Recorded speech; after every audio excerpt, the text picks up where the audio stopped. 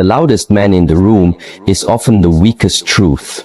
True strength is silent. It does not need to prove itself. Stillness is not doing nothing. It is doing everything without noise. While others react, the master observes. Power is not in motion, it is in control. This is the first truth on the path to inner mastery, yet it is the hardest for most to understand because we have been trained since childhood to believe that every emotion we feel is who we are. We say, I am angry, I am sad, I am frustrated, but these are not who we are, they are simply states passing through us.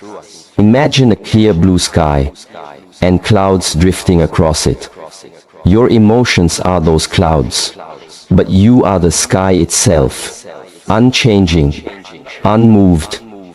You are not the chaos you experience. You are the space in which the chaos happens. When someone disrespects you, or challenges you, or tries to provoke you, the common reaction is to feel the emotion rise like fire in the chest. The heart beats faster, the breath shortens, the fists clench, and before you know it, you are caught in the moment. But in that moment you forget the one thing that would give you power. You forget that you have a choice. The observer within you is always present. It is the part of you that can see yourself becoming angry. It is the part of you that hears the voice in your head scream, but does not scream with it. It watches the storm, but does not become the storm. This observer is the real you. At the Shaolin Temple, the monks do not train to fight others, they train to master themselves. Every strike, every breath, every stillness is a way to discipline the mind, to observe rather than react, to witness the rising of anger and let it go like a leaf floating down a stream. They know that to master life they must master the self, and to master the self they must not identify with the passing emotions, but with the awareness that sees all. When someone tries to insult you or hurt your pride, you must realize that their words are only energy. What gives that energy power is your attachment to it. You believe that their opinion matters. You believe that your identity must defend itself. But the observer does not defend anything. The observer understands that silence is not defeat, it is clarity. Ask yourself, who suffers when you become angry? Who is hurt when you lose control? It is not the person who triggered you, it is you. You carry that fire within you. You burn from the inside out, and in the end you lose your peace, your clarity, your center. When you are the observer, you are no longer dragged around by external forces. You do not dance to the rhythm of someone else's chaos. You choose your own tempo, your own path. And that path is walked with calm, not rage, with understanding, not reactivity. Let go of the need to react in every situation. Let go of the need to be right. Let go of the idea that your emotions define your truth. They are visitors, not residents. Treat them with respect, but do not give them the keys to your home. It takes great strength to sit with your anger and not act on it. It takes discipline to feel disrespected and still choose silence over argument. It takes true power to feel the storm rise and remain unmoved like the mountain. This is not suppression, this is not weakness, it is mastery. It is knowing that you are the awareness behind the emotion, not the emotion itself. You are the sky, not the cloud. And the more you train your mind to observe rather than react, the more you will find that nothing truly bothers you anymore. Because nothing can enter your inner world unless you open the door. And when you live from that awareness, you move differently. You speak with less urgency and more purpose. You listen without needing to respond. You carry peace, not as a concept, but as a state of being. This is why the observer is not affected by chaos, because he does not resist it. He watches, he learns, and he lets go. Your power lies not in what you feel, but in what you choose to do with what you feel. Every time you observe and do not react, you grow stronger, you become more grounded, and no one can shake a man who stands rooted in awareness. So when anger knocks, when insult comes, when emotion rises, remember this: you are not the storm, you are the silent sky, behind it all, watching, breathing, still. Breathe, watch, and remain free. The outside world is not the problem, your attachment is. Many people spend their entire lives trying to control what happens around them. They try to change people, fix circumstances, avoid discomfort, chase security, but no matter how much they rearrange the world, the inner conflict remains, and they wonder why they still feel disturbed, why they still get hurt, why they still get angry. The truth is simple, yet difficult to accept. Nothing outside of you can disturb you unless you are already attached to something within that can be touched. You are not angry because of what they said, you are angry because their words touched a belief you hold. You are not hurt because of what they did, you are hurt because you expected something from them that they didn't deliver. Attachment is invisible, yet it controls you without your awareness. Attachment is the invisible thread that connects your peace to something or someone outside yourself. And when that thing moves, your peace moves with it.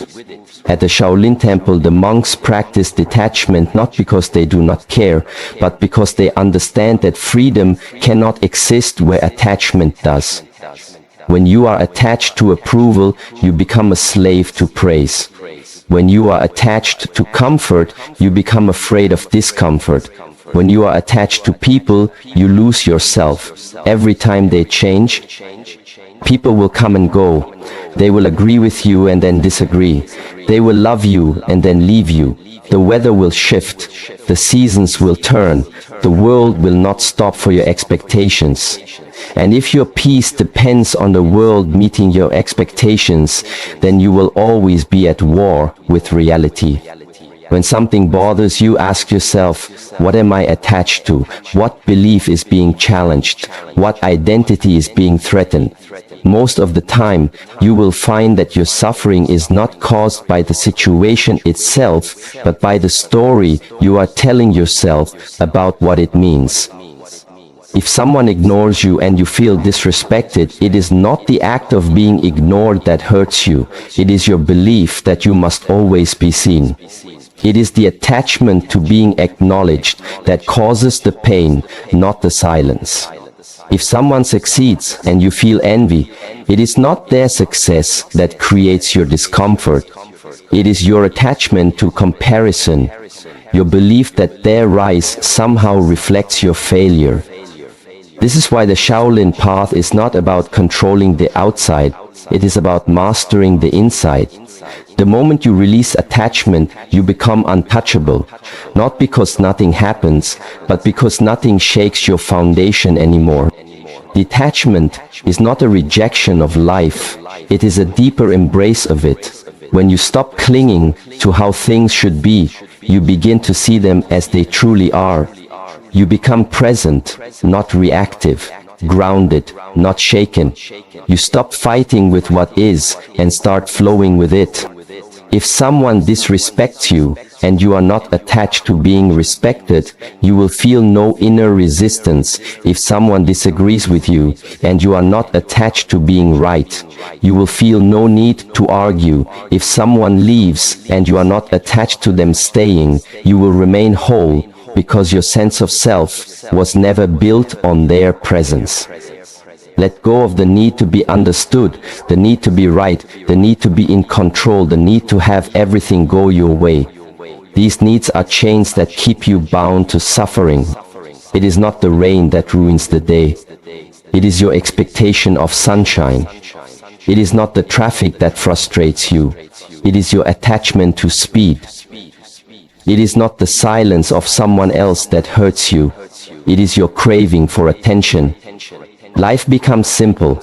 The moment you stop demanding it to be different, you begin to move lightly, without resistance. You accept what comes, you release what goes. You stop trying to bend the world to your will, and instead, you bend your mind to meet the moment.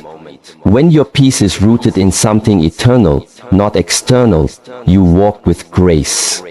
You are no longer moved by opinions, noise, chaos, or failure. You observe everything, and you respond only when necessary, not from fear, not from pride, not from anger, but from clarity. And this clarity comes when the noise of attachment fades, when you realize that peace was never in the outside world, it was within you all along, waiting to be uncovered, not through more control, but through letting go. The journey is not to gain more, it is to need less. To stop seeking security in things that can be taken, to stop seeking validation in people who change, to stop building your identity on what you possess. When you let go, you do not lose anything. You gain everything. You gain freedom, strength, presence, and unshakable peace. So let go of the illusion that the world must behave for you to be happy. It is not the world that disturbs you. It is your clinging to how it should be. When you remove the attachment, nothing can bother you anymore because there is nothing left for the world to pull on. That is real power. That is real peace. That is real freedom. Keep walking the path with empty hands and a full heart. Energy flows where attention goes. Train your focus. Most people spend their lives exhausted, not because they are working hard, but because they are bleeding energy through distractions, reactions, and emotional noise. They allow their attention to be pulled in every direction without ever stopping to ask where it is going or why it matters. You cannot control your life if you do not control your focus, because your energy is not infinite. Every moment you spend thinking about things that do not serve you, every moment you react to things that do not deserve your energy, you are weakening your own foundation.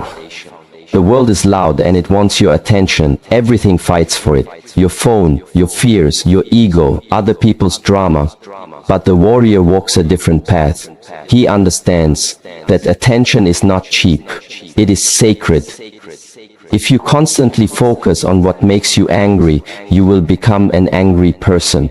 If you always look for what is wrong, you will live in a world that reflects that. If your attention is stuck on the past, you cannot move forward. And if you give your attention to the opinions of others, you will never hear your own inner voice.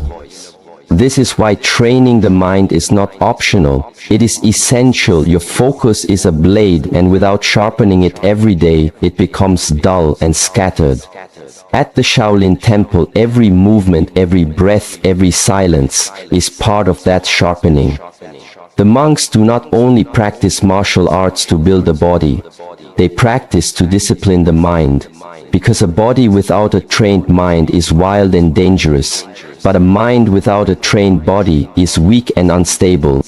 Focus is trained in silence, in repetition, in discomfort, and in patience when you sit with your breath and feel your thoughts pull you away and you return again and again. You are building inner strength when you keep your attention on what matters, even when everything around you screams for distraction. You are becoming unshakable. Most people are not tired because they are doing too much. They are tired because they are scattered. Their attention is split between 1,000 meaningless things, and none of them bring peace. When your energy is diluted, your power disappears. But when your energy is focused, your presence becomes powerful. To never be bothered by others, you must stop giving them your attention, not because you are cold, but because your peace is too valuable. When someone disrespects you, they want your reaction, they want your energy, and if you give it, you are feeding the fire. But if you keep your focus within, if you do not react, you stay in control. You do not lose energy, you gain it. Discipline is focus in motion. It is choosing to stay present when the mind wants to run. It is choosing to stay calm when the world tries to provoke you. It is choosing the harder path, not because it feels good, but because it builds strength. Ask yourself where your focus goes each day. Does it go to building your inner world, or is it lost in pleasing others? Does it go to mastering your craft, or is it wasted comparing yourself to others? Is it used to create, or is it used to complain? You cannot rise if your focus is on the ground. You cannot grow if your attention is always on what you lack. You cannot master yourself if you are constantly watching others. Where attention goes, energy flows. Where energy flows, life grows. And if your attention is rooted in silence, presence, and purpose, then your life will begin to reflect that same power. Most things do not deserve your attention. Most problems are not real. They are just shadows made larger by focus. Take your focus away and the problem shrinks. Take your energy back and the storm dies. You must become the guardian of your attention. Choose wisely where it goes and who gets it. Your focus is your life. If you give it away too easily, you lose yourself. But if you direct it with purpose, you become unstoppable.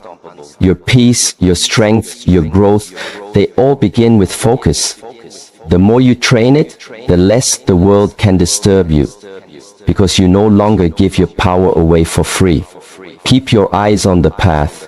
Keep your energy within, and let every step be a reflection of your discipline and awareness. Stillness is not weakness, it is mastery in silence.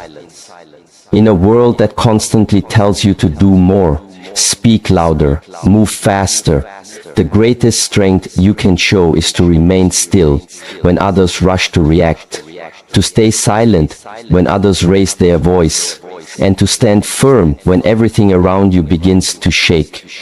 Stillness is not the absence of power. It is the purest form of it. It is the expression of a mind that is not controlled by the moment, but that sees beyond the noise. It is the discipline of someone who has trained himself not to move unless movement is necessary, not to speak unless words are needed, not to fight unless the fight is worth it. People think that if you do not react, you are weak, but in truth, if you react to everything, you are not in control. You are a puppet moved by the strings of emotion, pride, fear, and ego. The one who reacts instantly is not free. He is trapped in habit. He is ruled by what he feels, not what he knows. But the one who is still is free. He sees the emotion rise and he watches. He hears the insult, but he does not flinch. He feels the storm, but he is not moved, because he understands that stillness is not passive. It is active. It is alive. It is awareness in its most focused form. At the Shaolin Temple, stillness is practiced as much as motion. Monks stand for hours in silent postures, not to punish the body but to discipline the mind. Every moment of stillness teaches them that they are not here to chase every thought, to follow every feeling, to answer every provocation. They are here to remain grounded, unshaken, fully present. True stillness comes when you have nothing to prove. When you no longer seek to be seen or heard, when you no longer need validation or victory. It comes when your identity is no longer tied to how people treat you or what they think of you. It comes when you realize that silence is not weakness, it is wisdom. In stillness there is clarity. You see what others miss because they are busy reacting. You hear what others ignore because they are speaking too loudly. You find solutions not because you fight harder, but because you wait longer. And in that waiting, the truth reveals itself. Do not mistake noise for power. Do not confuse aggression with strength. The one who must always speak, defend, argue, fight, is often the weakest because his mind cannot handle silence. His heart cannot sit with discomfort. His ego cannot remain unseen. But the one who is truly strong does not need to respond to everything. He does not need to win every battle, because he knows most battles are distractions. They are invitations to leave your peace, to waste your energy. And if you accept them, you trade your stillness for temporary pride. When someone challenges you and you remain still, you win. Not because you beat them,